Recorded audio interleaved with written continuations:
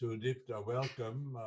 It's really a great pleasure for me to be able to uh, welcome you. And he is indeed a very advanced graduate student who has received an MA with the New School Sociology department, where he is indeed doing now a PhD. His interests are nationalism, populism, democratic theory. He's both a comparativist and a theorist, as everyone should be. But it's a message that is difficult to convince everybody uh, by, that you really cannot be a good comparativist if you're not a good theorist. You cannot be a good theorist if you don't know cases. Well, Udipta is both, and you'll hear that in a few minutes. And your lecture is going to be on national populism in India, and I think that you're focusing on a contemporary period. Alas, for India, this problem begins probably well in the 19th century and has many political phenomena, leaders, movements associated with it. But I think the focus today is the contemporary period. So, Dipta, please, I'm muting myself. Okay, thank you, Andrew, for the introduction and most importantly for allowing me this opportunity and also to Martam and Antal. I'm a bit nervous about this because I'm a part of this lecture series which features really accomplished scholars and I kind of stand out as the unqualified imposter.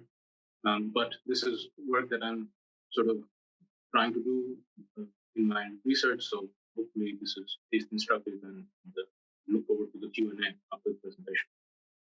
So let me share my screen first. I have a presentation. All right. So I'll be talking about Hindu nationalist populism, focusing on the phenomena of Narendra Modi and the kind of political dominance he and his Hindu nationalist party, the Bharatiya Janata Party, the BJP, has had in the last 6 years in India. So it is the contemporary movement, although I would say things about the history, talk about the historical. Instead of focusing on Modi's populist government and its actions, which are quite well known and in fact more or less consistent with the patterns you see elsewhere, things like repression, crackdown on dissent, attack on liberal institutions, civil liberties, etc. I thought I should focus more on the conditions, sociological conditions that make um, this Modi phenomenon possible. So the sociological story is important because Hindu nationalism has had a political presence for more than a century, but it remained, for the most part, a marginal force.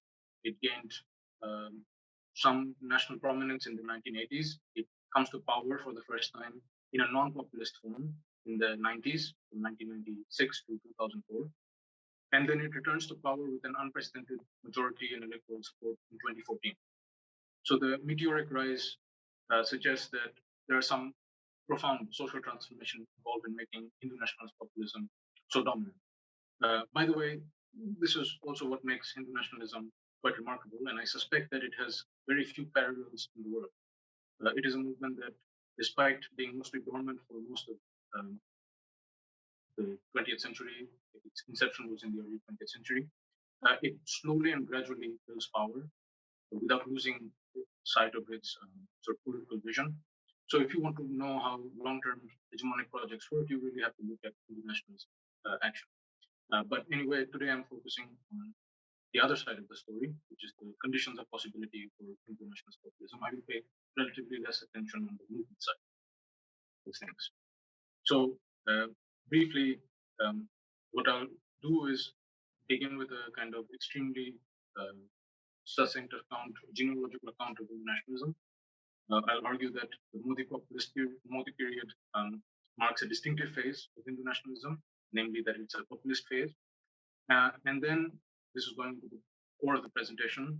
I'll try to synthesize some of the literature on the topic and make an argument for what are the sociological and the political structural conditions that make populism in India possible.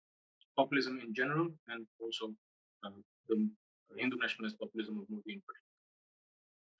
And towards the end, um, I doubt that I'll have time to cover all of this, but if we do, maybe we can cover it in the Q&A. I'll try to make a few prognostic speculations on what are the immediate implications for the current political dispensation.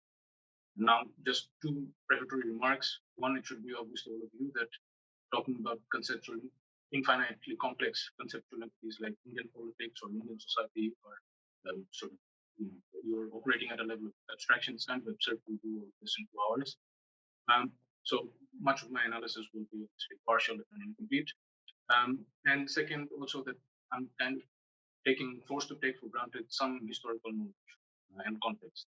I cannot give a lot of the details. So if things are unclear, you have to pose those questions in the Q&A. Okay, so let's start with the central question, which is Hindu nationalism. Hindu nationalism is both a system of nationalist thought and a concerted political movement that emerged in India during the period of the struggle against British colonial rule at the turn of the 20th century. As a system of thought, and I use that instead of ideology because it is not so unified and homogeneous. As a system of thought, it tries to articulate a nationalist imaginary where the Hindu identity gets conflated with national identity. In other words, it tries to mark the boundaries of the national political community on basis of some notion of Hinduness. So you are part of the nation if you qualify as Hindu, and you are not if you don't qualify as but this period saw many different formulations of politics. Hindu nationalism was only one among other competing visions of independence. In fact, during the independence struggle itself, Hindu nationalists were quite marginal. The anti-colonial struggle was primarily dominated by the Indian National Congress, the party that successfully led the struggle. And Congress was bearer of a nationalist vision principally shaped by people like Gandhi and Nehru. The nationalism of Gandhi and Nehru was one what we can call a composite nationalism. It did not attempt to mark the boundaries of national belonging on the basis of Hindu identity, but articulated a culturally pluralistic conception of the nation, which would include people from different religious communities. Now, the important point is that both nationalist visions are developing in response to British colonialism. They both are trying to think about what a free India would be like, but where they principally diverge is the issue of how they understand colonial rule. If you think that India's freedom depends only on getting rid of the British, then you're trying to create a vision of the nation which keeps the unity between disparate communities, and this includes a sizable Muslim community. They all have to be members of the nation.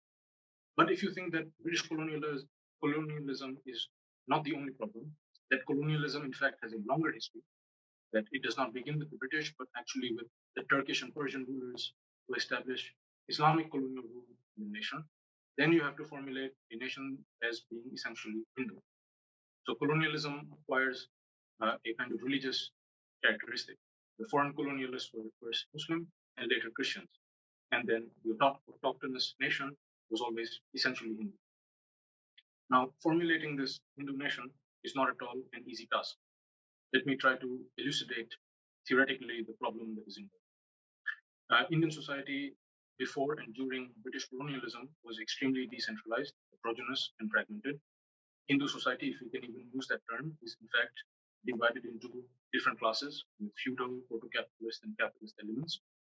They are divided into thousands of different caste groups.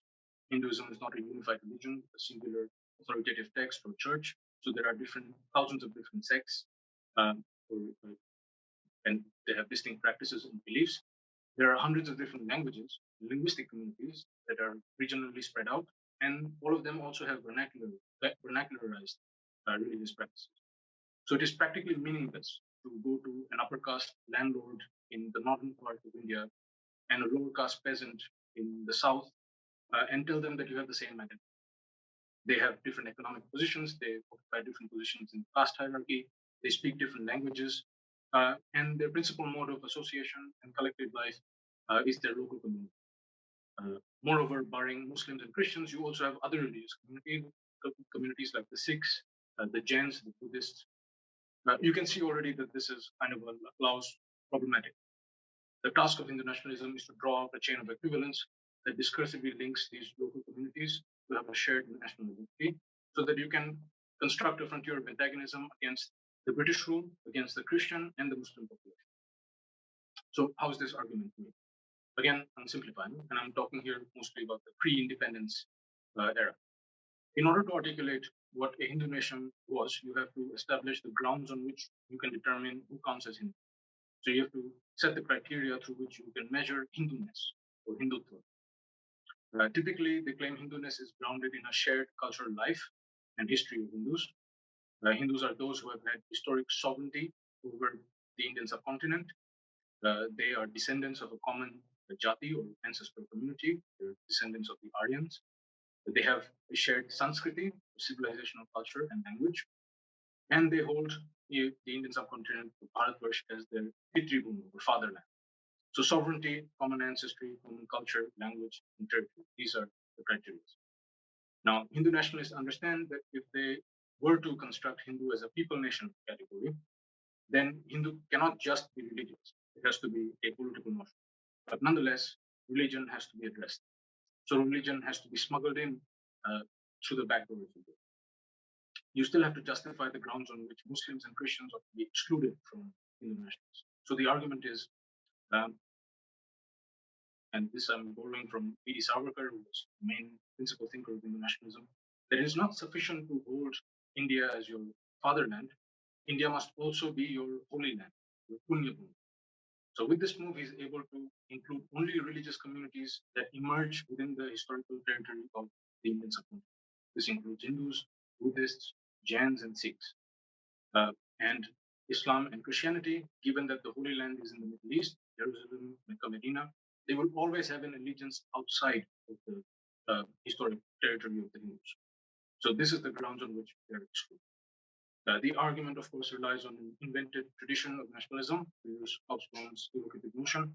Hindu nationalists posit that the existence of a historic, unchanging Hindu nation that has for thousands of years remained the same. It had great civilizational achievements, and they were autochthonous to the territorial space of the subcontinent.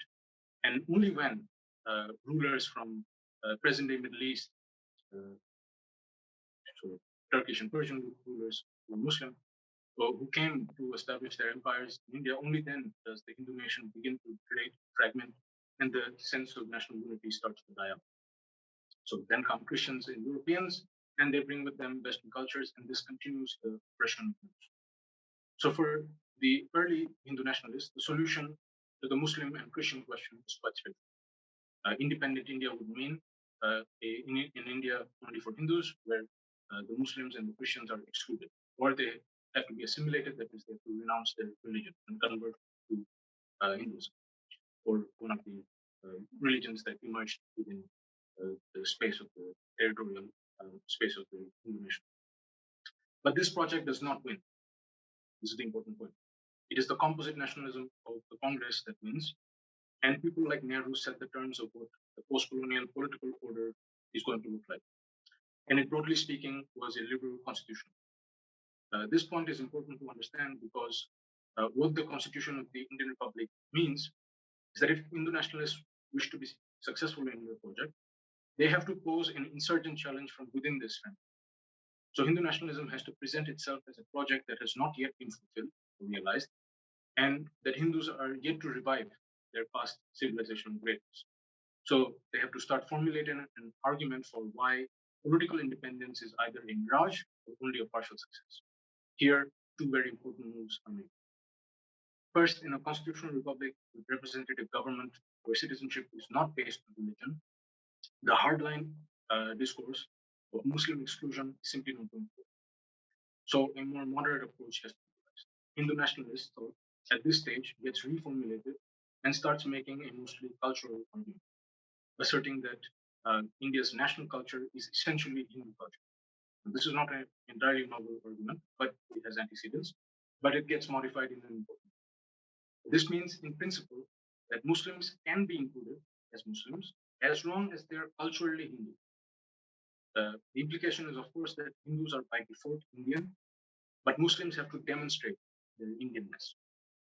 So this is the first very important move of equating Hinduness with Indianness. Secondly, now that colonialism is formally over, they have to put forward an argument for why Hindus are still under threat or are still oppressed. They have to demonstrate that post-colonial India in some ways continues the domination and injustice against Hindus.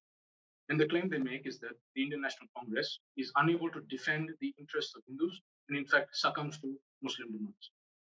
For example, consider how the issue of the Indian partition is discussed by Hindu nationalists. Since they cannot quite speak out boldly against the independence struggle, their criticism of Congress and the Gandhi-Nehru nationalism is this. Look, you told us Hindus that we need to build solidarity with Muslims, but as soon as independence came, the Muslims stabbed us in the back, and you willingly acquiesced to their demands. And this is the form of the argument against Congress rule in general. Congress, which is basically dominant from independence up to 1980s, what Hindu nationalists are saying is that Congress always privileges the Muslim minority interests over the Hindu interests. In other words, under Congress rule, the Muslim minority is treated as a privileged minority, and it's a form of discrimination. Notwithstanding the factuality of this claim, these are not entirely baseless, but for now, what is important is for us to sort of grasp the discursive role it plays. Hindus are not treated equally, and hence the historical oppression and injustice against Hindus is continuing under Congress. So you can see the power of this claim. If you identify as Hindu and you are disempowered economically, symbolically, politically, and culturally, you are given the story of historical injustice and oppression. It's something that you will gravitate towards. Okay, so the question arises: what is the objective of Hindu nationalism? This question, to my mind, does not have a clear answer. But to the extent that Hindu nationalism wants to at least keep operating within the constitutional framework, the goal, it seems to me, is to consolidate a reliable majority of a Hindu voting bloc. In other words, you need to create a constituency of voters who understand themselves primarily as Hindu voters, and that they would cast votes for those who represent the interests of Hindus. So a stable majority of Hindu voters means the hegemony of Hindu nationalism. Why? Because if such a voting bloc is consolidated, it means that no party, whether it's Hindu nationalist or otherwise, will be able to come to power without their support. So even Congress or any other political party will have to appeal to them. Now, this strikes me as a short-term political objective, and given the results of the 2019 elections, where Modi and BJP basically came back with a stronger majority, I think we can see that this is slowly being achieved. The more extensive objective would be to modify the constitutional law, that is, to move towards a hybridized majoritarian regime, or even a kind of a democracy, something like Israel, perhaps, where India is principally a nation of the There are some minor steps taken in this direction. For example, in 2019, a controversial Citizenship Act was passed, which tries to qualify citizenship on the basis of religion, not for all, but for refugees. And finally, if at all, the extremist strand that we discussed early on, which emerged in the anti-colonial period, if that stream has any resonance, maybe it will be empowered in the subsequent period, then the project is quite. For them, the project has always been a unitary state, a homogeneous culture. This is captured in the famous slogan, Hindi, Hindu, Hindustan.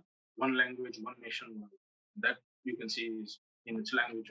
It's a clearly fascistic ambition. But at the moment, this strand, although it's empowered, it mostly remains in the fringe. So there are serious ambiguities about what is the ultimate objective of Hindu nationalism. And this ambiguity, of course, works out in the favor of reason, because as long as you don't have to truly define the content of the nation, the category can function rhetorically as an affective category. Okay. So just a few things about the movement part of things, how Hindu nationalism exists as a political force. This is an extremely brief sketch, but Hindu nationalism has both an institutionalized movement component and a party component. And this dual structure relates to two interrelated tasks: the cultural goal of awakening Hindu national consciousness and the political goal of acquiring political power electorally to correct and rectify what it views as the sources of oppression legally for Hindus. What is the organizational structure?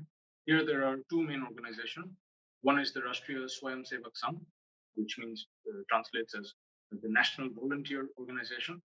That's the symbol on the right. And the RSS project is the cultural. It wants to generate a Hindu national consciousness. And the other is the political party. Currently, it is the BJP, but there have been the Hindu Nationalist Party before. And the RSS does not work alone. The RSS actually is at the heart of a more of a much bigger institutional complex called the Sangh Parivar, or the family of the RSS. And it's a constellation of organizations which work more or less in tandem and occupy heterogeneous social fields. News and print media, farmers associations, tribal welfare associations, labor unions, youth organizations, school, cultural institutions, religious centers, trusts, even militant wings. It's like a hydra, basically. And these organizations exist to spread Hindu nationalist ideas and foster a sense of Hindu identity and national identity. The goal is to make, through instruments of civil society, the cultural and ideological matrix of Hindu nationalism part of the dominant common sense of society. And the actions of the Sangh Parivar are complemented by the political party. So the organizations of the Parivar try to do grassroots mobilization. This can take a whole variety of forms, and the political party tries to influence legislation. Although in principle, the RSS and the BJP claim to be separate from each other, in practice, they interplay. Most of the BJP politicians arise out of the cadres of the RSS, and RSS network spreads across the country, does electoral canvassing for the BJP. But still, the formal separation is important. It means that during elections, Modi does not have to give a polarizing communal speech. He can talk about, he can rely on populist discourse, talk about development, growth, etc. But after he leaves, some RSS-affiliated organization will come in and they will give a communal speech saying how voting for Modi is necessary for the survival of the nation. And Modi can disavow and not take responsibility for that. So the interesting thing is that the Hindu nationalist movement, which became prominent in the 80s and 90s because of the grassroots mobilization of Sangh Parivar, was populist. It would go make polarized society on communal lines, talk about friends and enemies. But BJP, when it came to power in 96, it was not populist. It was led by Vajpayee, who was politically unwilling to adopt a populist style. And more importantly, it was came to power in a coalition. So it was allied with other parties. So if it were to play the Hindu card strongly, then it would lose those allies. So in the first coming of Hindu nationalism, I would say the movement was populist, but the party and government were not populist. But in 2014, things have changed. In 2014, when Narendra Modi becomes the face of the party, they return to power with a thumping majority. And the key difference is that this time, both in the party form and in government, they're populist. And obviously, this is because of the central figure in Narendra Modi. Now, why does this happen? So here I'll enter into the core of the argument. I'll begin first with a more general argument about the structural conditions for populism in post-colonial societies in general, and then develop an argument about why Hindu nationalist populism becomes, in that given moment, 2014, becomes so dominant. So the populist logic is endemic to Indian politics and post-colonial politics, and this is so it has existed before Modi as well. And there are reasons for this, and it has to do with the specific trajectory of post-colonial modernity and the way it shapes the relationship between the state and the society. Here I'm synthesizing a lot of the existing literature, and the account I'm giving is a kind of a conventional one. And the story depends on an important analytical distinction between the elite and the subaltern. I'm operating at a level of abstraction, but I think it reflects a fundamental reality. The general claim is that during colonial rule, Indian society was divided structurally between these two populations, an elite and a subaltern. The elite typically included mostly landlords, an incipient growing Indian bourgeoisie, and a gradually growing English-educated intelligentsia that later comes to lead the nationalist movement. These were mostly people from upper caste backgrounds. The subaltern populations were mostly the small and landless peasant classes, the numerically weak incipient industrial working class, traditional artisans, and oppressed and marginalized caste groups, along with indigenous tribal communities. This is not a static classification. In fact, the argument I'll make is that the composition of these groups change over time. But this distinction says something quite important. It means that the subaltern classes do not adopt the political grammar, language, and common sense the elite adopts. For example, European modernity that was imported in India by the British. So for vast segments of the population, discourses of liberalism, constitutionalism, notions of rule of law, rights, etc., they remain completely alien. The subaltern groups, their cognitive and mental universe is shaped by and is rooted in religious and traditional modes of life, practices, and idioms. Now, when India becomes an independent state and establishes a liberal constitutional representative government, the problem is that these discourses of modernity were never and still are not hegemonic. So politically, Indian society is divided into an elite society, what we conventionally call civil society, and a subaltern life. And these two are more or less separated spheres of experience that are mutually unintelligible. Furthermore, not only is there a gap between the elite and the subaltern, the state too has a limited capacity. And this importantly shaped the interaction between state and society. What does this mean? Let me illustrate this with an example. Let's take, for example, the image on the top. Here you have a city, and you can see clearly that on the one side, the high-rise buildings, you have residential, legally recognized residential colonies where the elite reside. Right next to it is a slum, shanty town with squatter settlements. Now, suppose the government has some scheme that it tries to implement. For example, something as simple as electricity. For the residents living in the high-rise building, they get monthly notifications from the municipal board, which tells them how much electricity they used, what is the charge, how much they have to pay. There are established procedures. These are regular, predictable. If, however, you consider the shanty town, they probably likely get electricity by simply tapping into the grid illegally. And the state can either send officials, and you can bribe them to keep the arrangement going.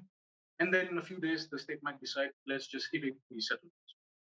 So the contrast I'm trying to draw here is that when it comes to interactions between the state and the subaltern groups, what you get is not regularized, predictable rule of law. You get the arbitrariness of the state and the state functioning. Furthermore, take the example where state sends cops to evict the slum. There, in principle, the police is supposed to follow prescribed procedures, but either because the police are not adequately trained or because there is no proper oversight, they use excessive force and do things that are, properly speaking, illegal. So the subaltern population not only encounters the arbitrariness of the state, it also encounters mostly the force of law outside the rule. So clearly the discourses of liberalism, rule of law, civil liberties, values that we might say, if they were part of the common sense, would resist a populist temptation, simply have no resonance with people who don't experience them with the state in their interactions with the state. You cannot appeal to them using this language. When common sense perceptions of morality and justice are rooted in traditional and religious idioms, politically it is impossible to make arguments on the grounds of rule of law, liberalism, etc. This, however, should not mean that elite civil society in post-colonial society is free of this problem. It too is often plagued with things like bribery and corruption. So elite populations can also have a sphere of experience where they do not necessarily encounter operation of the rule of law. In India, this was often the case because of state bureaucracy, but I believe that applies to other post-colonial global countries. The trajectory of the Indian state after independence ensured that the dominant sections of the society, specifically the capitalists and the bureaucrats, also benefited from corrupt practice. India adopted a developmentalist, state-directed developmentalist model, where the state would take the burden of industrialization and would restrict private enterprise and foreign capital by implementing a regime of license permits. You would need to have approval from the state to start your enterprise and undertake your business. This led to a system of crony capitalism, which was beneficial to both bureaucrats and the capitalists. If you're a capitalist, you make deals with the bureaucrats for license and lack of oversight. You can also bribe them to get competitive advantage over others. So if you belong to these sections, you want to keep things the way they are. So the situation is simply ripe for the populist logic to take hold. The subalterns, as a political actor, you can, to appeal to the subalterns, you can make moral claims about injustice and inequality, and to the extent that the condition exists in many ways in other global South post-colonial countries, you can see that they also have had experiences of populism. So India witnessed populism before Modi at the national level in the 1970s. This was the populism of Indira Gandhi, who was Nehru's daughter and the leader of the Congress. And it was, in a way, a left populism. Her famous populist campaign in 1967 was Garibi Hatao, remove poverty. And during this phase, basically, the logic of populism got exacerbated.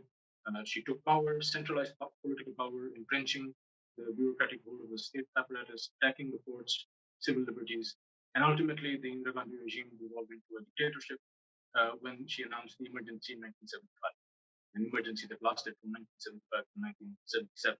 This was one of the most repressive periods in independent India's political history.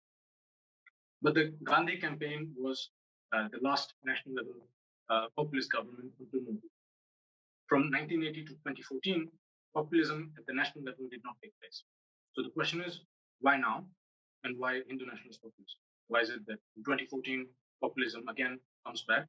And why is it Hindu nationalist populism as opposed to, let's say, left populism? Here we can start to address the transforming sociological conditions that lay the groundwork for Modi's populism. Here I'm moving into a more historical narrative. There are several major social transformations. I'll talk about three principally. One has to do with the decline of Congress and Congress nationalism. The second has to do with the intensification of representative politics. Here there are parallels with identity politics, but there are important differences. Identity politics in the West. And then third, neoliberalism and the effects it has. So let's begin with Congress, crisis of the Congress Party and Congress nationalism. The Congress Party structure, which had dominated Indian politics from 1947 to 1980, ever since Nehru's death, slowly became increasingly stagnant. The excessive centralization of power under Indira Gandhi eroded its connections to grassroots party workers, and it also led to a party structure ossifying around the Indira Gandhi's family. This is Nehru's daughter was Indira Gandhi. Indira Gandhi's son Rajiv Gandhi was also PM. Rajiv Gandhi's wife Sonia Gandhi, you can see in the image, was Congress president. Has been Congress president since 1998, I believe. And then Rahul Gandhi is the latest of the Gandhi family, grandson of Indira Gandhi, who's now the face of the party. So it's a nepotistic, dynastic party, and this is very key to understanding the success of Modi. Equally important, the party, especially during Rajiv Gandhi's tenure, starts to become quite opportunistic with respect to elections, without any content, coherent nation building or development project like that of Nehru. It engages in vote bank politics, that is, it takes decisions only for electoral dividends.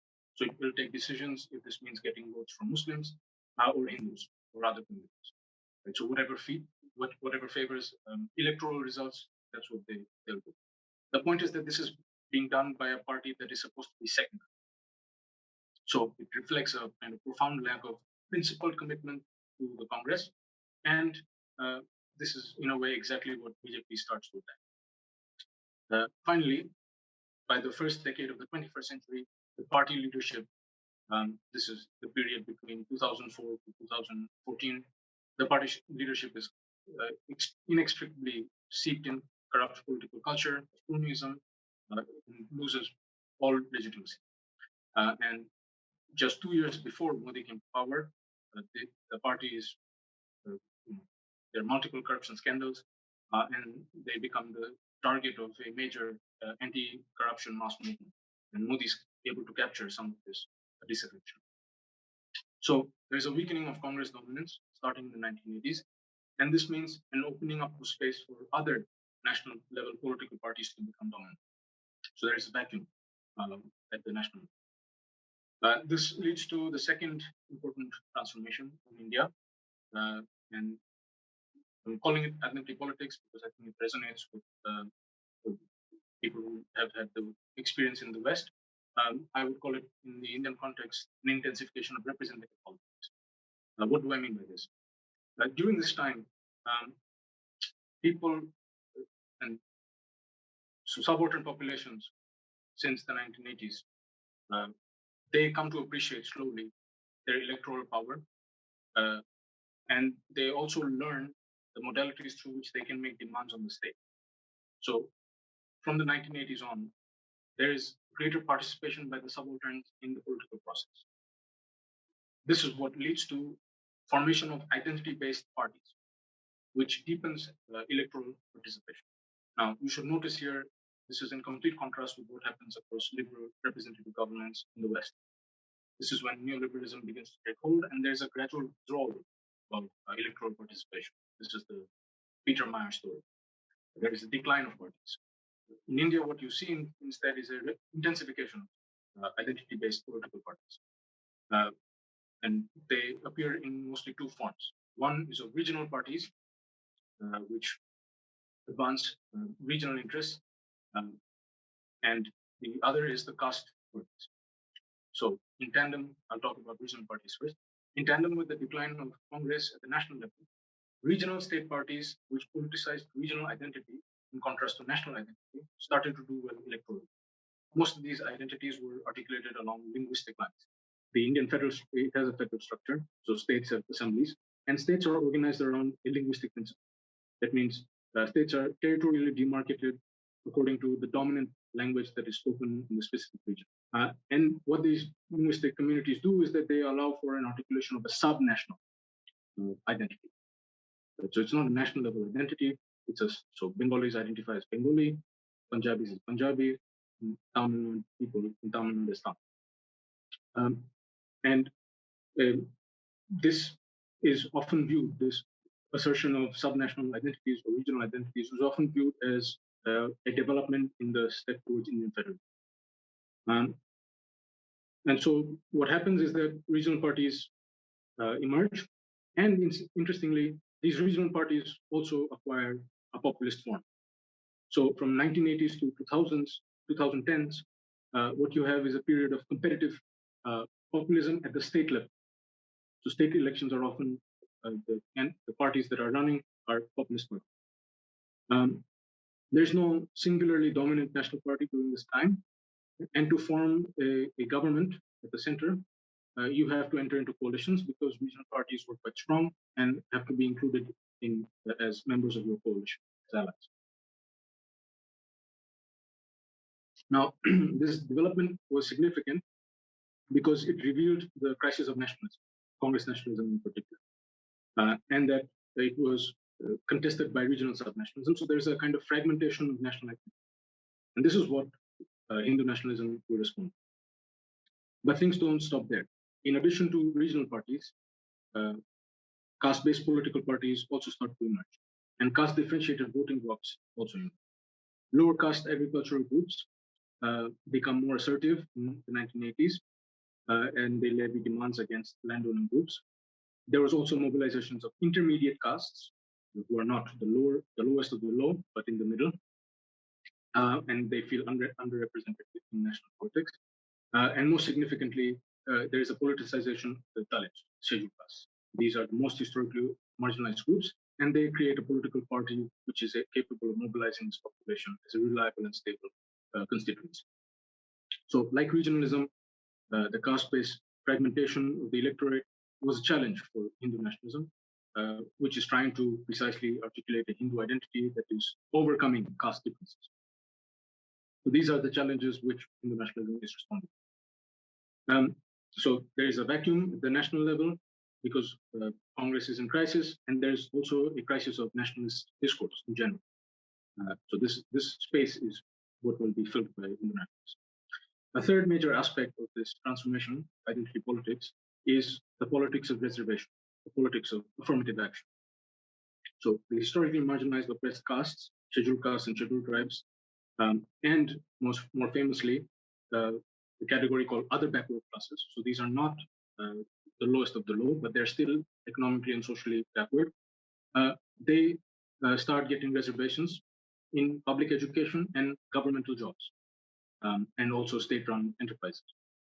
And these reservations were implemented in 1990, and they are met with vicious upper caste resistance from the Hindu upper caste.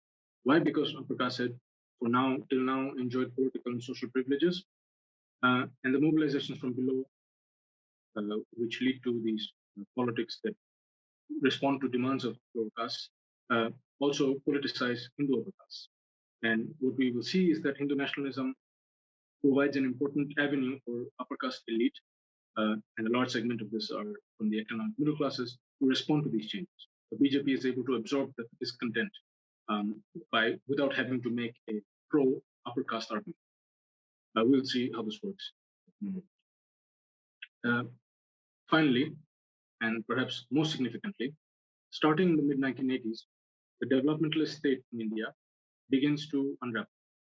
India had started to gradually open itself up to the global market, but in 1991, India adopted the new economic policy marking India's turn to neoliberalism. Our concern here is the sociological transformation in Bharata. In the last 25 years, a period of continuous but uneven liberalization has far-reaching effects on the class and caste composition of Indian society. Let me first, to reverse the order in the slide, talk about the vast bulk of the subaltern classes. The poor, urban migrant laborers, landless peasants, large sections of Dalits and oppressed castes.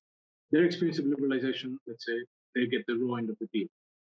Because you have uneven development, which means you have a greater precaritization of the subaltern classes. Employment in both rural and urban spaces is periodic, it's contractual, not stable, and indebtedness amongst rural families leads to economic dislocation and dispossession. For the economically weaker sections, there is a sense of relative deprivation as they see wealth accumulate amongst the rich.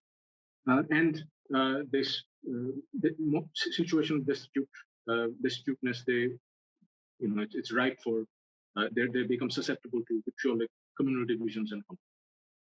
But the transformation of the elite sections in the society is more far-reaching. First, the influx of private investment and growth of Indian and foreign capitalist firms, especially in the service sector, creates a new professional middle class. This middle class is mostly upper caste. With globalization, there is an influx of foreign consumer goods in the market. Now, this growing professional middle class tries to distinguish itself from others by adopting a consumerist lifestyle. How do you know? How do you show that you belong to the middle class? You first show that you have, electronic appliances. You can afford an air condition. Then you can slowly afford a small car. Then you have a bigger car. You can purchase a home. You can afford to go on vacations and tourist destinations. You earlier used to shop at local shops. Now you go to the mall, to branded showrooms. So it's mobility that the marker of which is consumption. Secondly, and this is very important, neoliberal discourses of merit, individualism, human capital also start to pervade the collective consciousness of this middle class. You can see here why these sections would respond to affirmative action in a negative way, right? So they think that affirmative action or reservations is against meritocracy and it is against their interests. Liberalization also creates what Indian sociologists have called an aspirational middle class. They are not poor. They are people who have relatively stable but low income. But the interesting thing is the adjective aspiration. It means that the group's identity is future-oriented. They feel a sense of belonging into the middle class, not because of their current income, but because what they expect the income of their children. So they hope that their children will get a professional job in the private sector and they'll be able to enter the middle class. But nonetheless, since they aspire, they also try to emulate the consumerist middle class. Simultaneously, amongst the capitalists, and this includes a large established enterprise, so large firms, and also an emerging entrepreneurial class of venture capitalists. In the 25 years since liberalization, there is a growing aversion towards the cronyism of the past. Big capitalist firms have now greater complexity and are huge in size, so they do not expect, cannot tolerate now any more bureaucratic obstacles. So they want ease of business, they want rule of law. And similarly, for entrepreneurial capitalists, they too want liberalization of the economy so that they can compete and don't have to conduct backdoor deals with state officials. So this reconfiguration of the Indian elite, the capitalists, the middle class, the aspirational middle class, shows you that for all three groups, liberalization is very important. For the capitalists, this is straightforward.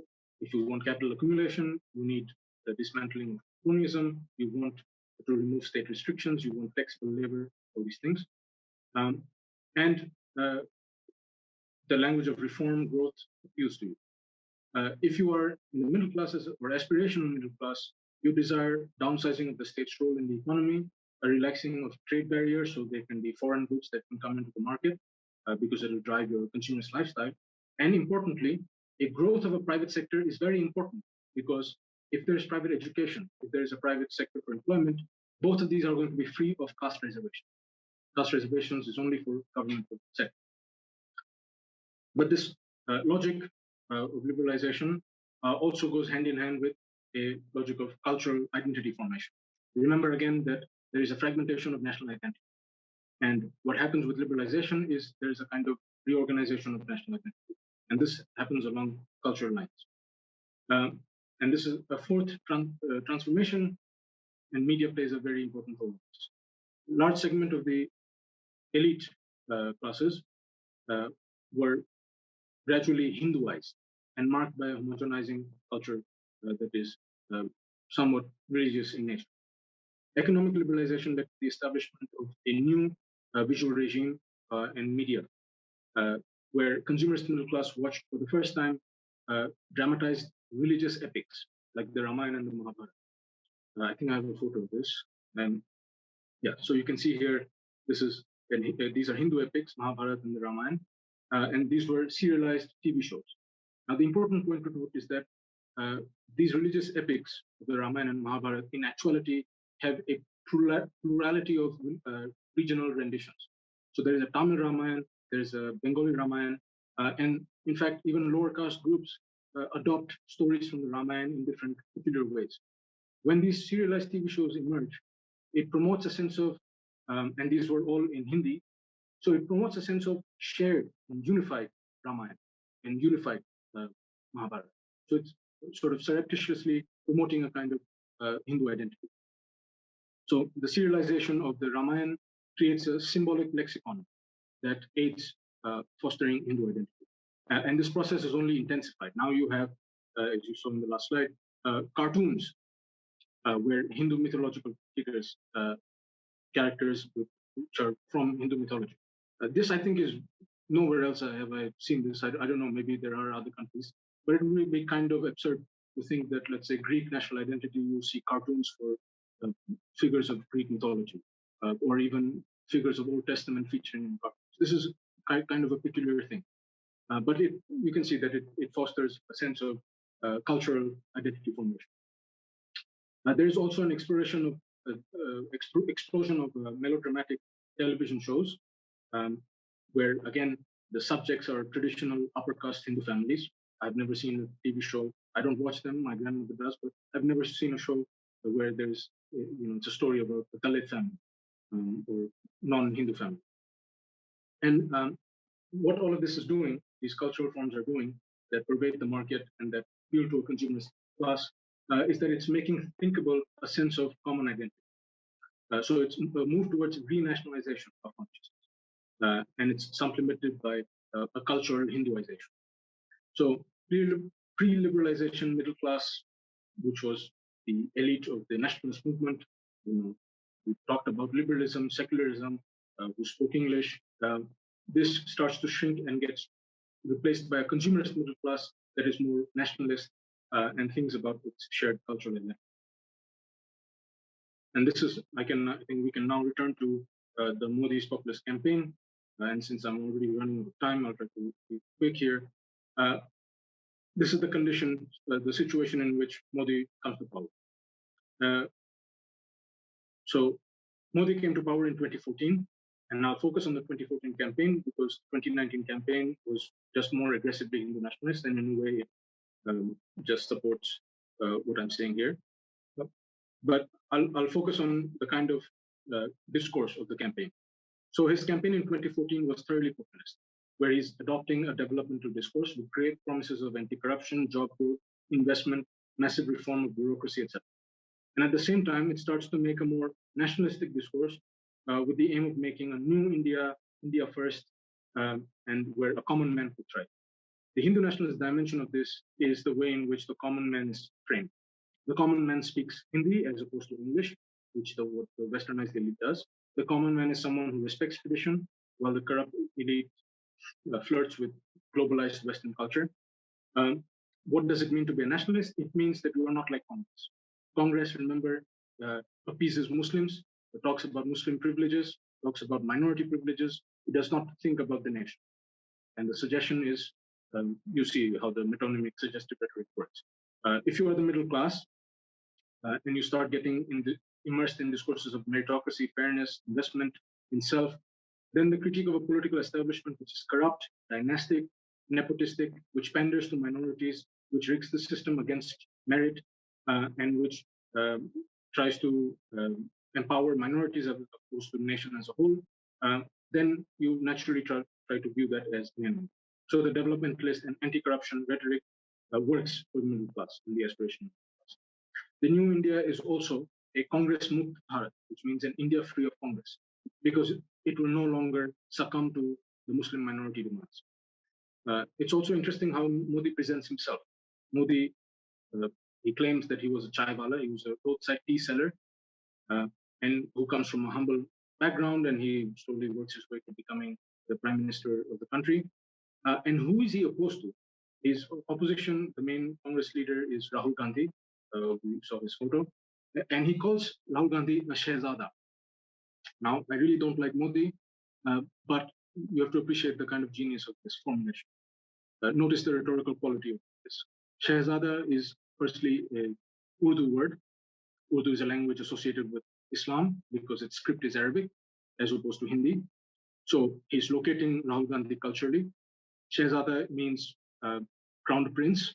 So that's a monarch. That's the old regime. The new regime cannot have, new India cannot have a place for that. And of course, it speaks of entitlement and privilege as opposed to the common man. So three axes of critiques all condensed into this wonderful but powerful rhetorical formulation. So there's an attempt to identify the leader with the common man. But this is, of course, always a populist trick. The populist framing has a duality. Once Modi became the prime minister, the first independent speech, he says, I'm not the Pradhan Mantri, I'm not the prime minister, I'm the Pradhan Sevak, I'm the prime servant. At the same time, he claims to be a strong man. He says that I have a 56-inch chhati, I have a 56-inch chest. So he's subservient and docile on the one hand, and strong and masculine on the other. You see how this duality rests on a friendly logic. He's a servant to the people and a strong man for the enemy. But what is important, again, I probably should have developed this more, but Modi himself does not need to explicitly make a pro-Hindu argument. So he sometimes uses dog whistles, but because of the historical process I've defined, I've described so far, when you talk about national identity now, you're subtly referring to Hindu national identity, which is culturally Hindu. Okay, so Modi's populist discourse works across four registers. They frame the antagonists as the corrupt Congress elite that prevent the flourishing of the common man, and this appeals to middle classes and the aspirational middle class. Moreover, the political establishment, in the name of secularism, has engaged in appeasing Muslims. Okay, so they're not nationalistic enough. The third, there is a developmentalist rhetoric about reforms, greater liberalization. This speaks to the capitalist class. And then there is a promises of welfare, direct assistance to the poor, and this appeals to the subaltern. In 2019, the discourses are more strongly nationalist, just in a kind of machine gun way. I'll sum up. First and foremost, so these are what populism and power looks like under Modi. First and foremost, following Rosa Balon, the electoral majority is the sole source of its moral legitimacy. So it treats electoral majority as the majority and uses electoral majority to claim to be the voice and people. Second, there is a presidentialization of parliamentary elections. India has a parliamentary system, which means your constituency, you're voting for your candidate. But now with Modi, you don't even need to worry about who the candidate is. You don't care what they say. You vote in the name of Modi. Third, related to the second, it treats the public as an audience, and there's a direct communication from the leader. Modi's media strategy here is fundamental. He does not do press conferences. He only tweets, and he does his radio show, which is called Man Ki Baat, Thoughts of the Heart. And the resonances with Hugo Chavez, some Alo Presidente, it's very clear. So it's unmediated, direct link with the people. With respect to the media strategy, Modi is very good at marketing, policy, and schemes. In his first tenure, he basically launches a bunch of welfare policies that are all, he's repackaging welfare policies that already existed. But here, his repackaging is interesting because it is suffused with the nationalist rhetoric. So if he wants to do tax reform policy, he says one nation, one tax. If he wants to reform the energy sector, he says one nation, one grid. If he wants to change electoral rules, he says one nation, one election. So there's a kind of the framing of these policies is populist in nature. It is also a politics of presentism. It never accepts the temporal difference between being in opposition and transitioning to being in power. It is always located in the liminal space between opposition and in power. So you have unprecedented political power. It's virtually unchallenged now. There are no serious competitors, but there's still always some group of anti-national, anti-people elements that are undermining the regime. Finally, the more authoritarian tendencies. Once in power, it is forced to regulate the people. Whoever questions the government is labeled as anti-national, is denounced as anti-people. The state uses repressive laws to crack down on them. There are regular attacks on civil liberties, etc. And finally, there is a process of centralization of power, both within the party and in the government. And this means that regional parties lose their strength, their historical strength. That's more or less the presentation. I'll stop here. Hopefully that was somewhat coherent, but I'll open up for Q&A. Well, thank you very much for this really comprehensive presentation. I will just call on people. So Carlos and Akanksha, Akanksha first, and Carlos Formant, who I want to introduce to the Hungarian colleagues. He's my colleague, professor at the New School. Akanksha first and Carlos second. And we'll just take the two of them. So I thought it was really interesting what you said about the relationship between the BJP and the RSS and how Modi doesn't have to give polarizing speeches because the RSS does that on his behalf. So could you speak a little bit more about that relationship and how that sort of helps him consolidate and maintain his power? Additionally, does the BJP ever address the contradictions that arise from its relationship with the RSS in the place of Hindutva agenda and its political platform? Okay, I'll begin with a kind of anecdote, and this is in the 1980s, late 1980s, early 90s. This is when a very famous movement happened in India, launched by members of the Sangh Parivar, the Ram Janmabhoomi movement.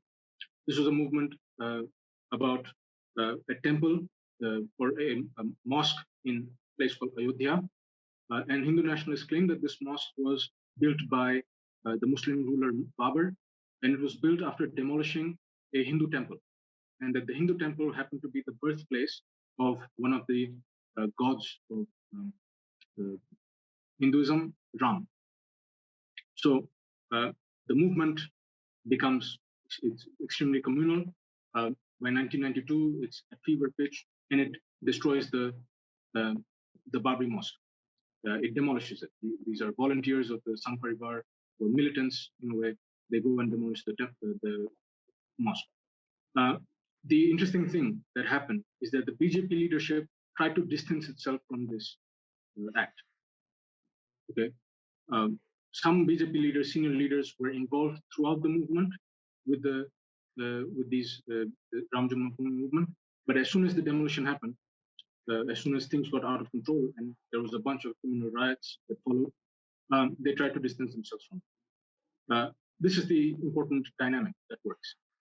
If you're a member of the BJP leadership and you see something that's happening that is going to be counterproductive to getting electoral results, so you think that this is going to hurt you electorally, then you can disavow. You can say that these are just fringe elements. This is something that I think even someone like Trump would do. Maybe not Trump, but at least some hardline Republicans would. They are clever enough to know that Mitch McConnell, for example, they will say, yeah, these fanatics in January 6th, they were really fanatics. They're not with us, even though you know that they're with you. But publicly, they will have to denounce it. This is a necessity. They don't need to say that support them. But what has happened with Modi is that Modi remains silent whenever there are these polarized communal speeches or riots. He remains silent. That's a fundamental shift from the 1990s. People like prior leaders of BJP, like Vajpayee, they would actually condemn these kinds of activities. Even Advani would condemn this. But Modi remains silent. And the silence is a mark of approval. Does not need to say, there are good people on both sides, but if he remains silent, then he's simply not acknowledging it as a serious issue. So what you have in the last 6 years is a growth of communal violence and riots and mob lynchings even of Dalits and Muslims by militant groups who are in the fringe, but they're still empowered now because of this silence. And it does not hurt, it does not seem to hurt Modi's popularity at all. And I think that's a little bit perplexing. If I'm going to be honest, I'm not able to figure out why Modi's image does not hurt from all of these activities. Either it means that these activities don't really bother people that much, which is the more pessimistic reading of it, or the other thing is that, again, this has to do with the kind of charisma that Modi himself is able to command, that he seems to be above this. And I think that him remaining silent fits this, the second experience. Okay, so the second person is Carlos Foreman, who's going to ask a question. So Carlos, please. Okay, so I want to, first of all, send greetings to all of you, especially to Andrew. I haven't seen him in a while. And I want to continue a private conversation I've been having with Udipta about his work, and which he's not incorporated into the discussion today. So it may add actually an additional layer to his presentation, which I found extremely interesting. And that is that in November, this past year, 2020, there was the largest strike that has ever in the history of India taken place. And it was led by farmers, approximately 250 million. And it defies every single piece of writing that has ever been done on agrarian unrest, including the Chayanov, Marxist, etc. It seems to me, from what I've been able to, and this is part of the conversation we've had, the epicenter of this agrarian unrest was actually where there was the most intense strife between Hindu and Muslim in the Punjab region, which historically has been a centerpiece of Hindu-Muslim fights, Haryana and other places around Delhi. All this is good and fine, but it seems to me that, in fact, this strike, which brought together groups of different religious orientations, throws a wrench, I think, into your argument, Udipta. At least this is the way I understand it.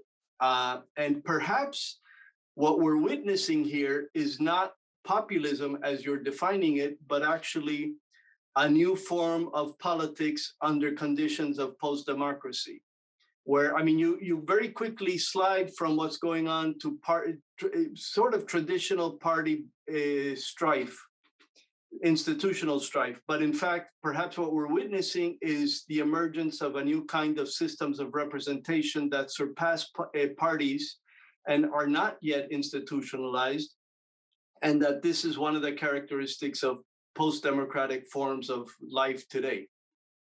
So you might as well answer, and then we call on Gene Cohen after that. Okay, thank you, Carlos. And those are very complex questions. So the Punjab issue, there was conflict between Hindus and Muslims before before the partition. But after partition, the conflict between Hindus and Sikhs. So that's an important dimension, because the Sikhs had a separatist movement in the 1980s, and they wanted an autonomous state. This is called the Khalistani movement. And what you see now with the farmers' protest is an assertion again of the Sikh identity. And I think that this is likely going to be one of the challenges that Modi BJP is going to face more and more if it remains authoritarian, and if it fails to deliver, which almost it invariably does. Populism, what it promises versus what it's able to produce, there's always a massive gap. And I think what it's going to do is again the sort of logic that I showed in the 1980s, the fragmentation of the national identity and the assertion of regional identities. I suspect that that's one of the possible trends, reversals. So yes, these are movements that are based on needs of class, essentially, that it's peasants who are dissatisfied with farm laws, but they also have a cultural aspect to it. And you might see this kind of thing happening in civil society, where you have movements that not only challenge particular laws, but also assert different kinds of regional identities or class identities. So there can be a process of refragmentation. But hold on, Sudeep. Are you telling me that the 250 million that were out there, because it also included, the bulk, of course, was for, rural peoples, but it included public and private sector employees. It included industrial workers. You're telling me they're all Sikhs? Doesn't strike me as credible. No. The farmers' protest is, but the 250 millions included. It's a nationwide strike called by the left parties in India, right. And this included workers, industrial workers, etc. And I think that this is a serious challenge to international. I accept it. I think that the more it's unable to reconcile the problems associated with liberalization, uneven growth, the more it's going to face these kinds of class-based challenges. But I still don't see this translating electorally to another party. But I think your point about this being post-democratic representational forms, maybe I'm not fully certain. I'm not sure if I would assert it the same way, because the post-democratic category, to me, I'm not sure if it applies to India in the same way. But these are certainly different modes of representation that are appearing, but they don't seem to me to challenge Hindu nationalism in a durable way. But only time will tell.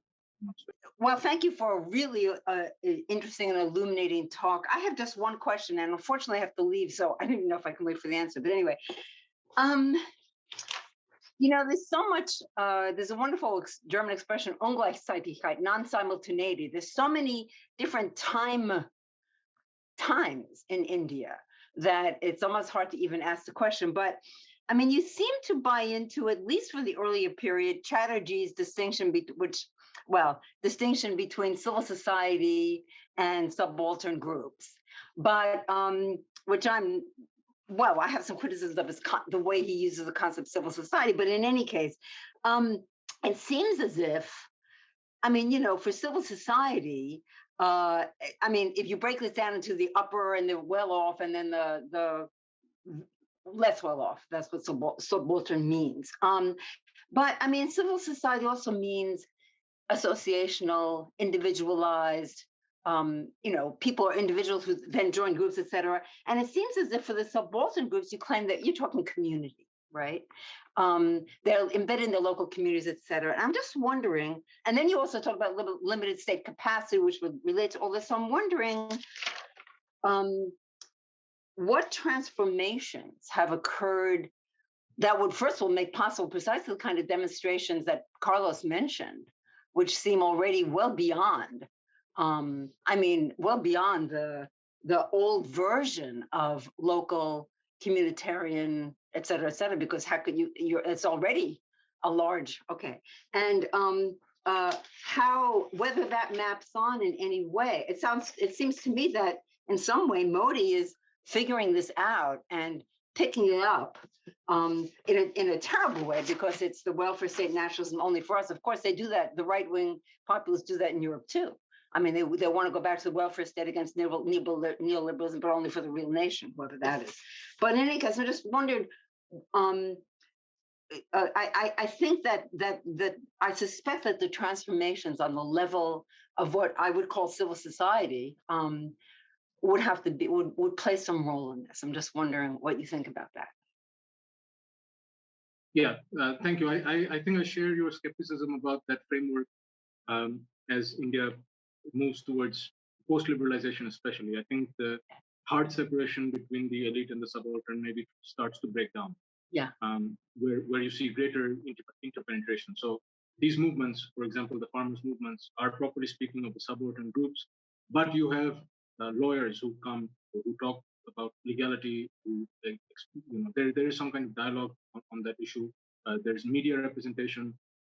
Then there's also discussions of rights. The farmers, if you talk to them, they talk about rights.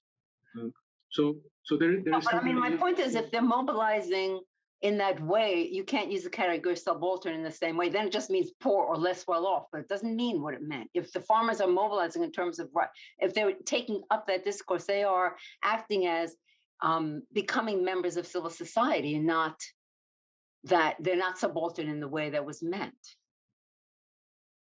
No? Yeah, I think that I would say that it's a sort of gradual incorporation into civil society. Right. Exactly. Which is never complete. Right.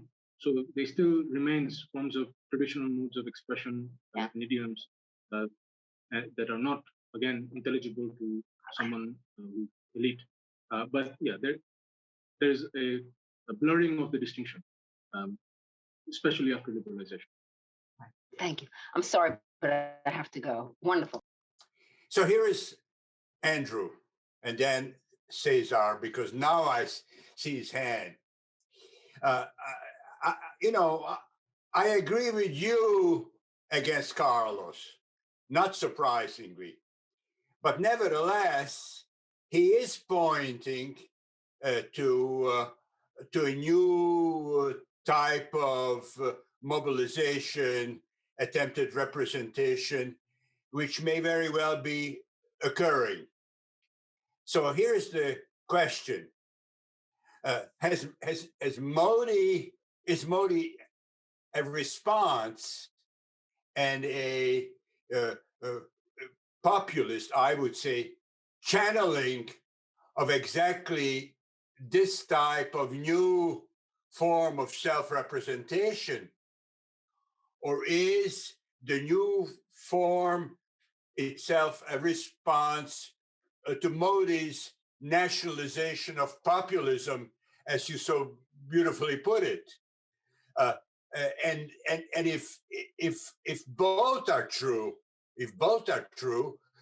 is this going to be a cycle in India? And how could you? And what is the way of leaving this cycle?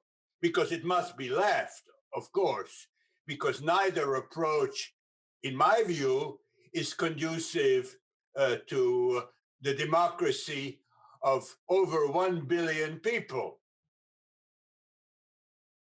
Yeah, I don't know if you remember, but I sent you the thing I'd written on the farmers' protest, and my argument was that this is going to be a cycle, in the sense that you have periodic oscillations towards Hindu nationalist populism at the national level, and then periodic insurgent challenges by these movements that seek to represent themselves in unique ways that contest the construction of the people.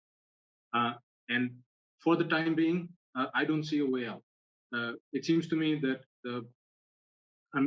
if you operate within the constitutional representative government framework, you need to channel that electorally somewhere.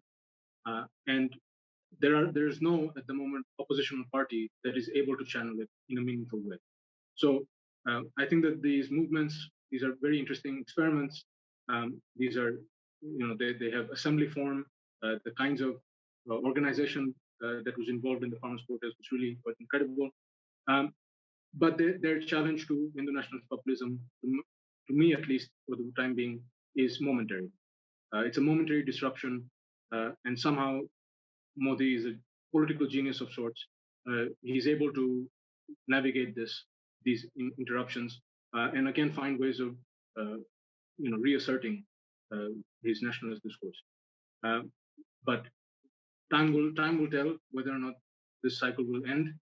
But my claim is that this is going to be the dominant kind of framework. Periods of momentary disruptions, and then again a reassertion of the nationalist discourse. I think what is the core of this is a confusion of Hindu nationalists about the question of political economy. And I think it's a serious question because they don't seem to have any understanding, because there is no such thing as a Hindu content to the political economy. There simply isn't. So at one level, they want greater liberalization, and liberalization would mean that you render labor flexible, you disempower the subaltern populations economically, so they're going to be bound to make claims in the state and express dissent. And at the same time, you want to also give them welfare rights and practice social democracy of sorts, while at the same time undercutting your ability to. So I think the political economic question, as long as it does not get resolved, and I don't think internationalists have an answer to this, then you're going to be trapped in this oscillation between insurgent assemblyist politics of groups against the Hindu nationalist populism, and then again a reclaiming or hegemonizing of the political space in the nationalist. Okay, so now we have two people, Cesar and Chan. Maybe both of you can go after one after the other to make sure that he can answer both of you, and then we'll open it up again. So first, Cesar. Yeah, thank you, Dipta. Thank you for the presentation. It's very interesting. I have a question related with this issue, this last issue that you mentioned, because I was wondering if that in these movements of peasants, this unrest, also, or among the peasants, maybe it's in a more clear way, is there any kind of way that they understand this situation of precarity that they experiment now in relationship with this issue of being reluctant to get rid of this previous neoliberal scheme? Because actually this is, as you talk about this issue in your last intervention, it seems that some of them could be reluctant to lose this source of advantage, if you could say that. And this is the way that also it is framed in some kind of post-neoliberal experience, if we can tell this. In Latin America, I remember that when Enrique Peruzotti was doing his presentation, he mentions that the experience of some labor movements in Argentina, that they praise that they want to be more exploited now. So how is it reframing in this new context, in this current context with the experience of Modi? And also, how is would you say that it is important, or it is the media is relevant in this kind of reframing of this experience of precarity related with this issue of claiming to be more exploited in the same India? I don't know if it is related to this issue, but I hope that maybe it could be. Okay, Chan, please. Thank you, Dipta. It was very informative and I really enjoyed it. I was also a little taken back by the lack of mention of secularism. As you know, I'm studying secularism, and I was interested to see all this mention of, this religious, components of the Hindu nationalism, especially moving from, your example of the Ram Temple, the construction of the Ram Temple. Doesn't it also show there is a trend towards anti-secularism as much as there's a trend for Hindu nationalism? And why the hesitance to not include that into your whole narrative on Modi's populism? Thank you. Udipta, please. Yeah. Okay. Two again questions that will need hours to respond to. To Cesar's question, I actually don't know. I don't know exactly how these groups that are protesting think about political economy more generally. So these movements, I think that they're triggered by a specific set of legislation, but I don't see them or the farm leaders, maybe for strategic reason, taking that and making a more fundamental critique of political economy or of the regime itself. So maybe they don't understand precarity as linked to this. Somehow they are unable or unwilling to formulate those kinds of critiques. So I really don't know what exactly they're thinking. There are obviously intellectuals who have been complaining about this, but they don't have any kind of salience, political salience, or political purchase, because the Indian middle class, which is the dominant group in terms of modes of representation, they get to set, in a way, the agenda of what Indian life is going to be like. For them, this is not a problem. They don't see precarity as a problem. I think that India is becoming a deeply oligarchic and unequal society, and it involves a deep contempt for the urban poor and the rural poor. So there is kind of aversion and hostility towards the poor amongst the Indian elite, or at least at best a paternalistic attitude towards them. And I don't see the poor as having a kind of meaningful political response to these trends of inequality. I hope that I doubt that it answers the question. I don't know this one.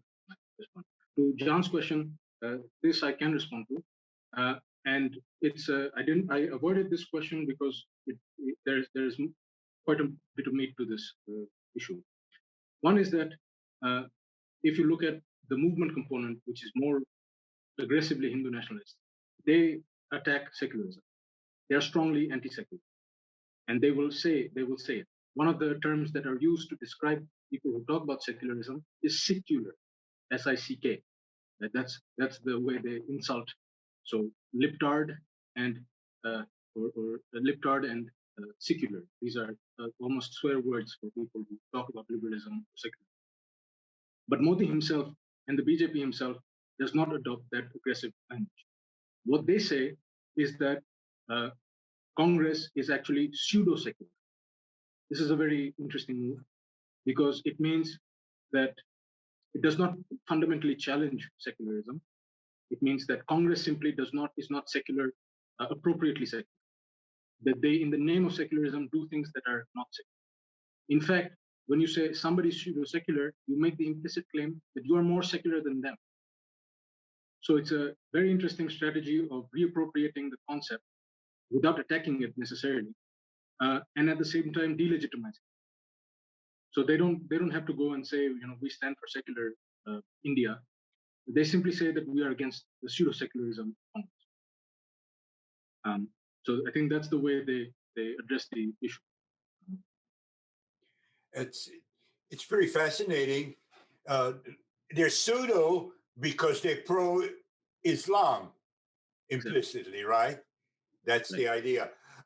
The two people are Professor Erkane, Antal Erkane, and then Ihor Andrichuk. So if you could follow one another again, and then Udipta will answer. So Professor Erkane. Thank you very much, and thank you really, Udipta, for the lecture, because I feel much more familiar now about what is India and such. And my question maybe has no relevance to your to your scope, but still I'm a little bit curious and maybe a little bit extend the scope of your approach from in two dimensions. One, that the geopolitical situation of India, and it has two aspects what I'm really curious about. One is Pakistan, of course, the conflict between Pakistan and India, and the other one is, India's effort to become in Asia a kind of competitor of China. So how does it have an effect on this whole problem of nationalism? And the other question is that there is a very intensive immigration to India. This kind of immigration, does it have any effect on the politics in recently in Modi and in India? Yeah, these are the questions. Thank you so much. I really enjoyed. Terrific. Igor, and then Udipta answers. And I think I already saw somebody else's hand. Yeah. So, everyone, thank you, Udipta. It was very well packed and condensed. I actually have two short questions. The first one is on rhetorical figures. You mentioned kind of servant and some references to Chavez. So other specifically Indian or more kind of Boer general, I mean, the ones which can be traced in other contexts of rhetorical depicting this link between leader and the people. And the second is you promised kind of predictions at the very beginning, and so far only cycle model was mentioned. So other predictions. Thank you. Okay, so to respond to Antal's question, if you guys have 1 hour, I can give another lecture because this is a really fundamental aspect, and it's in my background, but I just didn't have time to address this issue. One aspect before I address the issue of the geopolitical relationship between Pakistan and China. One aspect that I think is very important in why Hindu nationalism comes to power has to do with the Islamist terrorism, the spread of Islamist fundamentalism, and the US war on terror. The discourse of national security, by which national security means it is against Islamic terrorists, is very, very important because it marks the nation as fundamentally against Islam. Right? So you secure Islam against, you secure the nation against Islamic terrorism. And that discourse is wholeheartedly appropriate. So 2019 election campaign was all about national security. Why? Because in 2019, there was a terrorist attack in the northern state of Kashmir. And these were terrorists that have operated cross-border always. I mean, the claim is that Pakistan harbors terrorist organizations and they send in terrorists into Kashmir. These are not baseless. So what happened in response was India conducted an airstrike on Pakistan. It conducted a bombing in Pakistan, so inside Pakistan territory, and this became a media sensation. People were celebrating this because for the first time, Congress earlier would not respond strongly militaristically to aggression by Pakistan. This is for the first time that India takes a strong, decisive military action. I'm not an expert on military strategy, so I don't know if it has any effect. But electorally, it plays a significant role. And I think the 2019 elections won by demonstrating that India is strong enough to respond to Pakistan militarily.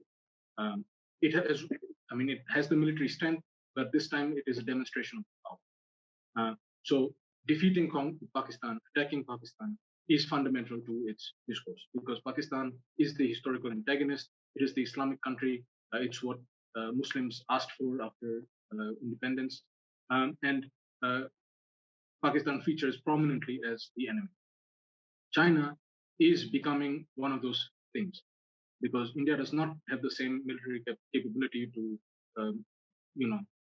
do the same kind of things with China. So it faces a problem where it has to, at least in terms of messaging and marketing it to the audience internally, it has to demonstrate a strong face. So recently there was some cross-border aggression between Chinese and Indian troops. So in Indian media, this was again, the attempt was to show that India is responding very strongly militarily. But with China, they're not going to do a bombing campaign. They're going to try and talk it through diplomatically and try to resolve the issue. But what happened, interestingly enough, was that once there was this military aggression, there was a whole campaign of boycott China. It was kind of silly. People were saying that we're no longer going to buy Chinese goods, not realizing that Indian economy almost very heavily depends on trade with China. But these kinds of campaigns happen. They serve, I think, a rhetorical purpose. But geopolitically, it also means that India would no longer accept, let's say, aggression or domination from China. This has an important effect in terms of foreign policy. What you're seeing in the last 6 years is that India is becoming closer to the United States diplomatically. This is a historical departure from its previous policy of non-alignment. India was, during the Cold War, India tried to maintain a balance between relationships with the US and with the Soviet Union. After the Cold War, India gradually moved towards more the US. And in the Modi epoch, there is a very strong alliance with the US and with, interestingly, Israel, Netanyahu. Both because both of these countries supply military arms to India, but also because they serve mutually geostrategic interests of containing China in the South China and South Asia region. To Ivor's question, the predictions. Yeah, let me just briefly mention this. One is, of course, kind of what I mentioned, the oscillation between an authoritarian logic and movements in civil society. The second is the conflict between the moderate Hindu nationalists and the extremist Hindu nationalists. Those who want a sort of cultural hegemony of Hindus and those who want an exclusion of Muslims. How is Hindu nationalist populism going to negotiate between these two? I think the fringe elements, the more it gets empowered, because you don't want to attack them, right? You cannot attack them. If you attack them, then you lose a lot of your own support and your own base. So it's a question to be seen. How are they going to navigate to keep this balance? So that's a fourth line of possible tension and internal tension. The second is the issue of centralization of the party. As the party becomes more centralized, then it loses its organizational dynamic. Why? Because the party orders come from the very top. We're seeing this recently in Bengal, where party workers in Bengal are extremely unhappy with the fact that party candidates is being chosen from the top and not their own representatives in their own choices. So the more and this is a lesson that they should have learned from Indira Gandhi's experience, that when the party becomes more centralized, then there is greater disaffection amongst the lower round grassroots party workers. So that's the second important point.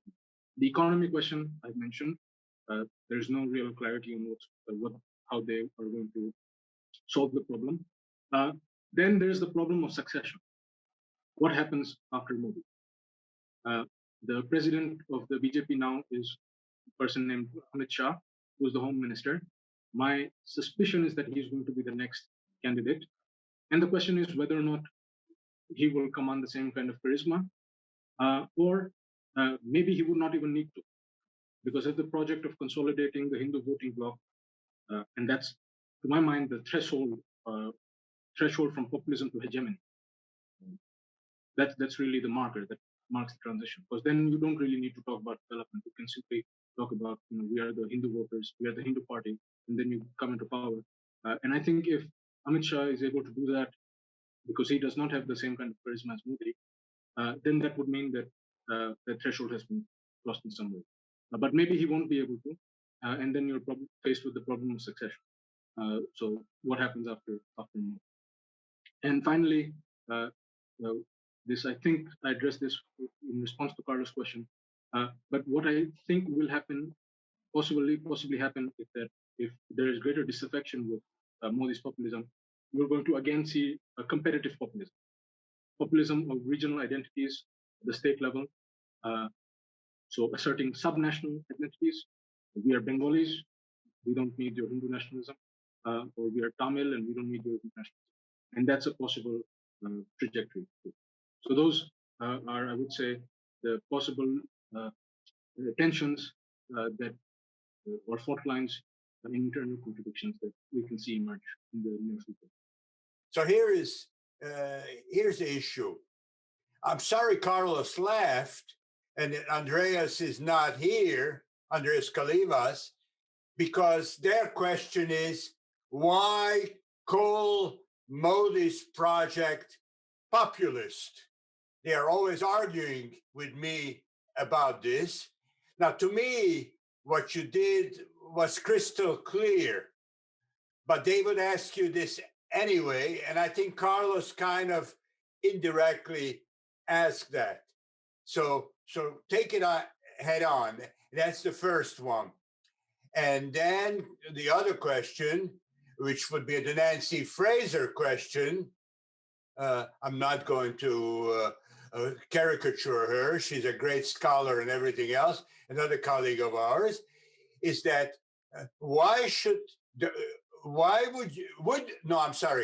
is left populism the only conceivable answer to this mixture of right and left that Modi and Orban and all the rest of them produced, right? Is left populism the future? And the reason you don't predict it is because you yourself don't like it. But that need not mean that it is not the answer. Okay. Yeah, I mean, why populism? Because I've thought about this. I mean, what else would you use? Would you use the category of fascism, which many have done? It just doesn't seem to be the case because, again, electoral majority is central. They are winning elections and they dedicate many resources to election. So election is very, very important. And second is that, I don't like them, but they still have not done a regime transformation. They haven't done a coup yet. And they're winning the elections fair and square. So in terms of electoral freedom, at least that still exists. The problem is the illiberal dimension. And there obviously are very, very central challenges. But the other issue is, again, I just cannot think about what is happening now without the figure of Modi. So if you take away Modi, which means to take away the populist leader, then I simply don't see this work, because Modi is so central. No matter how bad BJP's performance is, and by all indicators, India now is undergoing severe economic distress. They have failed to deliver on almost all of their promises in 2014. And they have now further alienated many populations. But Modi's popularity still does not seem to decline, at least based on survey polls. So there is something about the effective and charismatic legitimacy that he commands that cannot be explained anywhere without the Laclauian framework. So those two reasons, I think, basically for me means that they are populist as opposed to something else. And I forget now what the other question is. Left populism. Yeah. Honestly, I don't know. I'm not giving a response to this because it's not clear to me that there are any actors capable of even conducting a left populism in India. That's the first issue. So there is a dearth of political actors who are capable enough to challenge Modi. And the thing is that I also, left populism has existed in India before in the form of Indira Gandhi, and the results were not in any way helpful. So you can say that, left populism might be able to challenge Modi's dominance, but I don't think it does anything durable. In fact, it might reproduce many of the problems. It's easy to caricature Modi as somehow unique, but for example, most of the laws that he uses to repress dissenting voices are all laws that Congress made. And most of those laws were made either by Indira Gandhi or by Nehru. he's misusing them and he's using them in an extremely dangerous way. But these kinds of repressive tactics have been used in the past, and they have been used by both someone like populist like Indira Gandhi and by someone who's democratic like Nehru. So I just don't see left populism of the Congress. It has to be the Congress. It cannot be any other party at the moment as a possible or an ideal response to Modi. I think what is likely to happen, and is probably not going to be that bad, is what I call the federal competitive populism. So state level populism might actually be a good enough response to at least breaking the dominance of the Hindu nationalist populism, because at the central level, then you are going to at least get coalitional governments, and the logic of coalition prevents you from acting in these ways. One more, just a real question. What is the situation of media freedom in India? The Hungarian members here know that that has been severely attacked in Hungary. And of course, Nuri Chan knows that it has happened in Turkey too. What about India? India is famous for its freedom of press. And today the internet is also there. So what about the freedom of communication and Modi's populism? Yeah, this is a very complicated issue and very interesting as well. So firstly, the mainstream media in India, which basically means the handful of TV channels and news corporations that have essentially, it's a kind of oligopoly. They control most of the media houses, and they also now own vernacular news media and news press.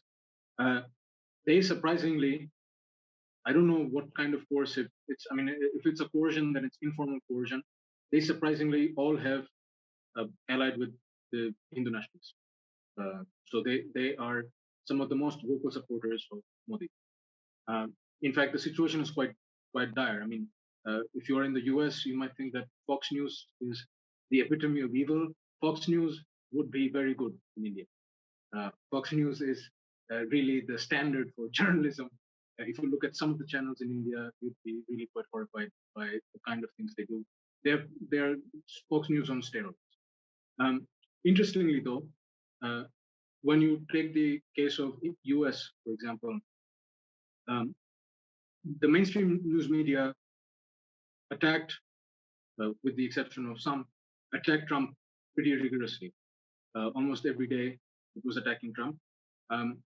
And you might not like MSNBC or whatever they do engage in this performance. But the interesting thing is that Trump support came from independent news media. So the sort of internet, the so-called dark web. What is happening in India is that the journalistic, if at all there is any semblance of journalistic integrity, it is in the independent news media. It is no longer in the TV channels and the mainstream news houses. It's in the independent news media. Maybe this is a historical lag because the independent news media in the US started early on, and back then they were quite critical of the government during the sort of Vietnam War, etc. But in India, this has been a more recent start. So maybe in the next few years, it's going to be again the Hindu right that hegemonizes that space. But for the time being, they seem to be sort of the last respite. And I think that more recently, there have been attempts to pass laws that prevent media freedoms. So far, the tactic has been simply to use repression. So if somebody posts something that is not likable, then you charge sedition on them. You say that they're fostering disaffection against the government. You arrest them, and that's how you silence them. Or you lodge FIRs against them for I forget what the term is, but for degrading the government or something, having to do with defamation. That's the word. So you pass defamation lawsuits against media houses, and then they get encumbered with these lawsuits and unable to do their journalism. So that I see as the trend. Media situation is pretty bad in the sense that they pretty much all don't ask questions of government. They accept the government side of the story. Almost, in fact, they even do it excessively. Even when Modi himself is mute and reserved, the media will double down on the Hindu nationalist discourse. I see Julian Gomez Delgado. Julian, I'm sorry, I missed your hand. And there is also Agnes Kövér. So let's Julian first, Agnes second, and then Udipta closes the proceedings. Yes, hi, Andrew. Hi, Udipta. Thank you. I mean, I had like this kind of question, but just with your last presentation, I thought it would be relevant. So, I mean, I really enjoy and learn from your presentation, and I have probably a question about the relationship between Modi's populism or populism historical perspective in the case of India and the developmental or the developmentalism or the developmental state, which you mentioned in your historical account, but later also as Modi's apparently used this kind of social memory around developmentalism and in a way use it as a tool of legitimation in the present time. No, so basically what I was thinking is in particular from what you suggested, I believe that Modi has been able to propose a kind of developmentalism or welfareism without the developmental state or the welfare state. No, this might be related to the so-called maybe techno-populism or how planning or reformism is like this kind of trans-regime tool that is usually regarded as only in relation to one political economic order, no? So I mean, maybe if you could talk more about how the populism in India or India's case in historical perspective might suggest that probably some political economic orders are related, no? Instead of drawing these clear lines between, for instance, developmentalism and neoliberalism and this kind of the role of populism in trying to mix both. Maybe if you can say something about how the experience of India will talk in relation to or will support arguments about political economic orders as mixed orders or something like that. Okay, Agnes Kövér, please. Thank you. We have spoken very little so far about the gender aspect of populism. And I think each populism has a very specific concomitant gender aspect and gender project. They have very clear view about that, how women should behave, what women's role in society. It's actually a kind of neo-patriarchalism, neo-traditionalism, and so on.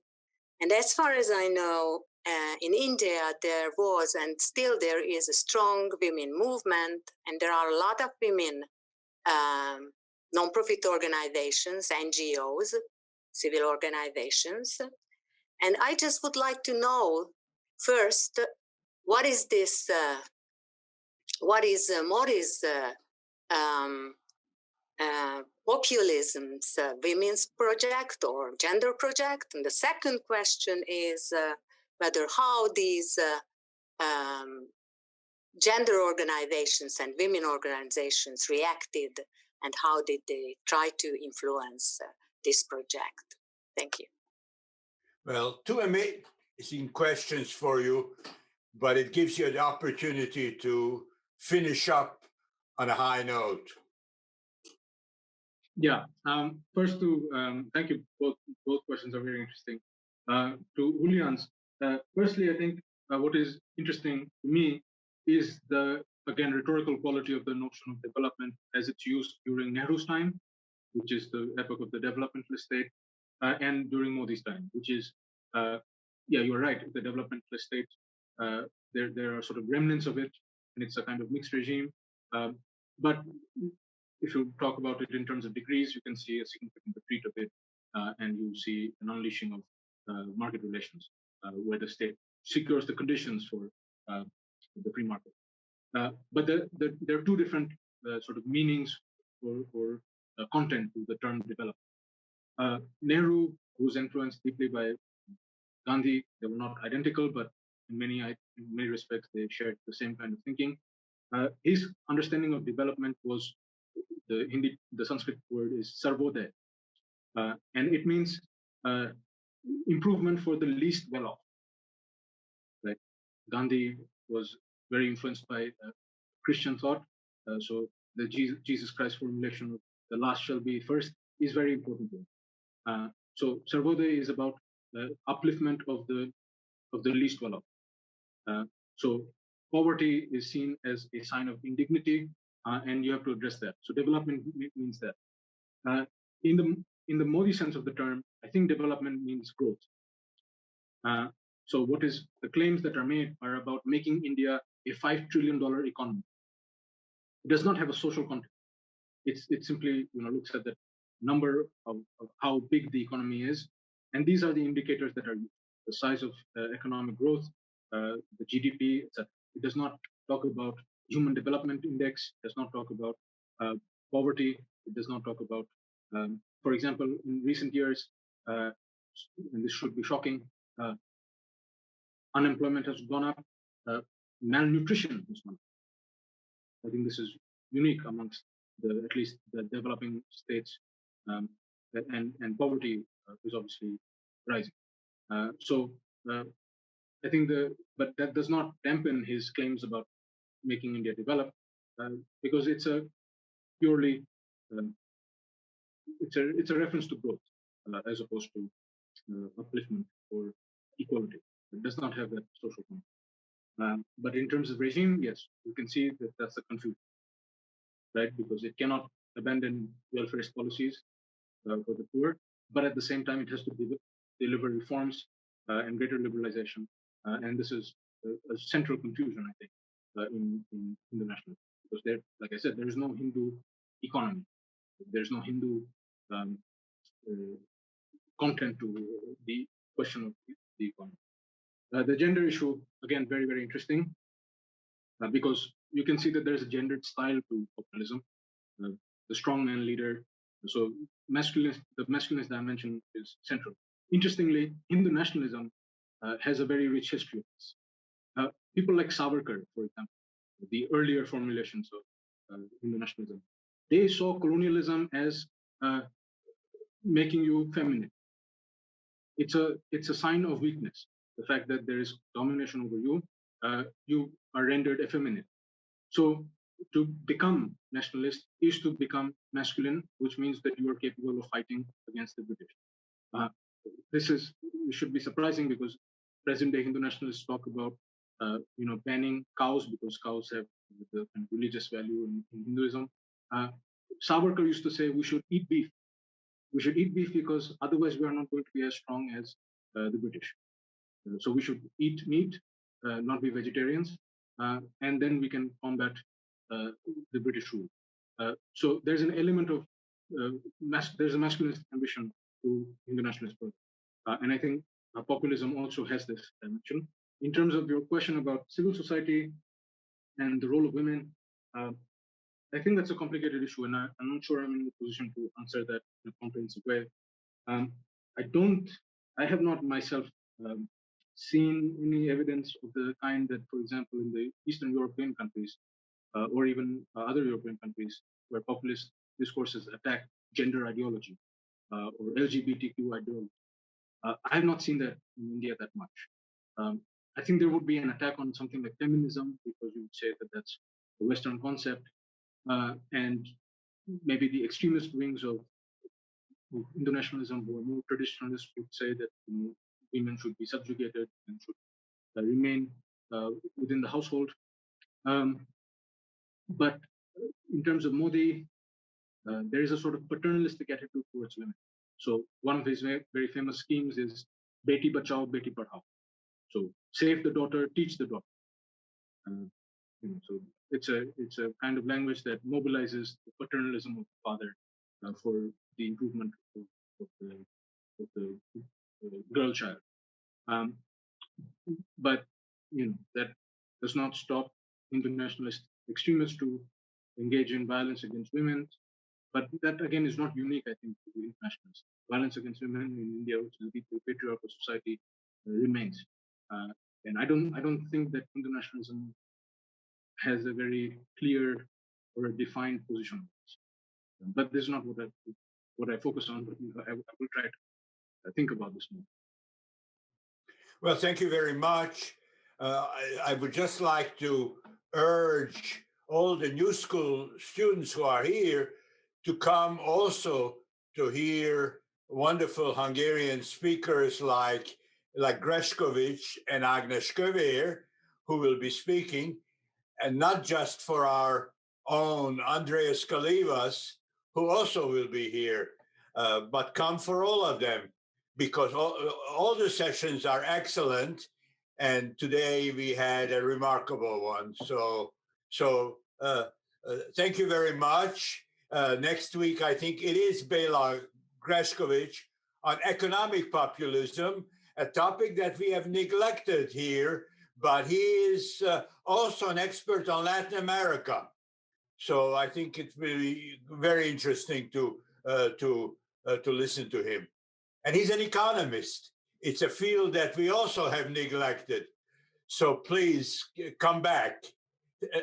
Udipta, thank you very much. Thank you. Thank you.